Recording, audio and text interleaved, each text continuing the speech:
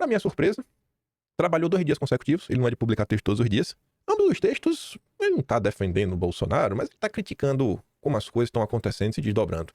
E aí Bolsonaro pode ser culpado, mas o Supremo não é inocente. Vamos colocar deste modo. Se a imparcialidade fosse critério de banco para classificar clientes, o Supremo não teria cheque especial. Que a instância máxima do judiciário tenha se tornado tribunal político, isso revela o grau de inadimplência da democracia brasileira com as obrigações do seu contrato, que é a Constituição.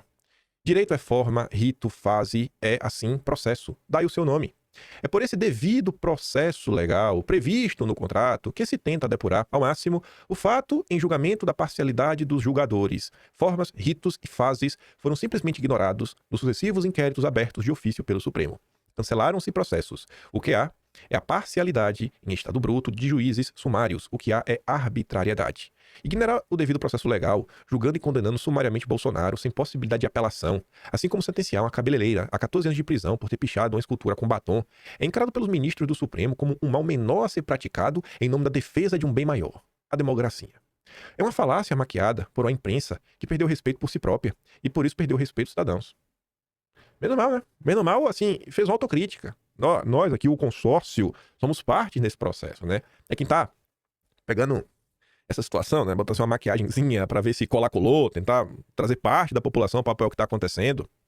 A parcialidade em estado bruto, sendo depuração intrínseca ao devido processo legal, é uma brutalidade de juízes, que, na hipótese mais benigna, escolheram fazer um mal menor, esquecendo-se rapidamente de que escolheram fazer o mal mesmo assim, para usar a frase da filósofa Hannah Arendt. É um atentado com consequências bem mais graves ao Estado Democrático de Direito do que a depredação, né, das sedes dos poderes ou a descoberta de um minuto de golpe não executado. As sedes dos poderes foram restauradas. A minuto de golpe foi para lado de lixo da história, mas a arbitrariedade do Supremo não se esgotará em si mesma. Abriu-se o caminho para que aquilo que nasceu como exceção seja admitido como norma.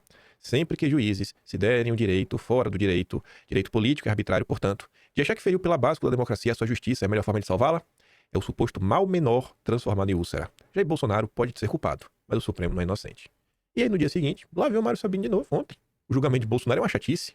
Bom mesmo foi o de Lula. Aí ele, por que ele diz isso, né?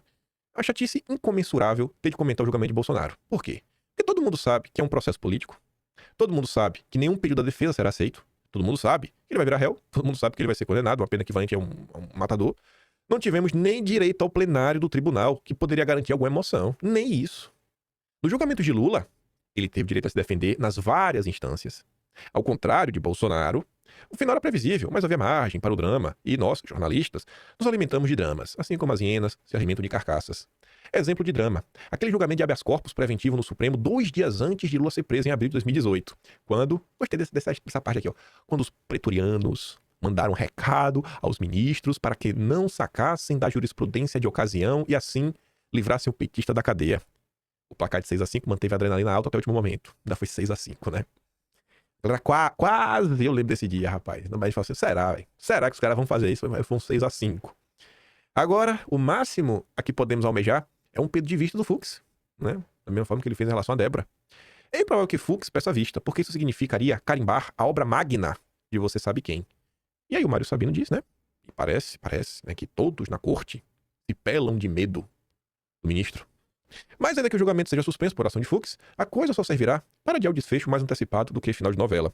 A Lava Jato era melhor até nisto, no drama. É porque ainda havia Estado de Direito, com investigações de verdade, provas de verdade, julgamentos de verdade. A verdade é sempre eletrizante.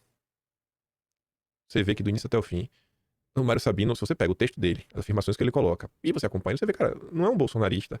Pelo contrário, o cara que nem gosta de Bolsonaro. Mas deveriam existir coisas no Brasil que, independente do seu lado político, você deveria olhar e entender e falar, pô, peraí, velho, tem que ter um meio termo aqui. Nem tudo, nem tão pouco. Senão, a coisa meio que se perde. E aí, quando se perde, aí fica ruim. Eu tô precisando de voltar.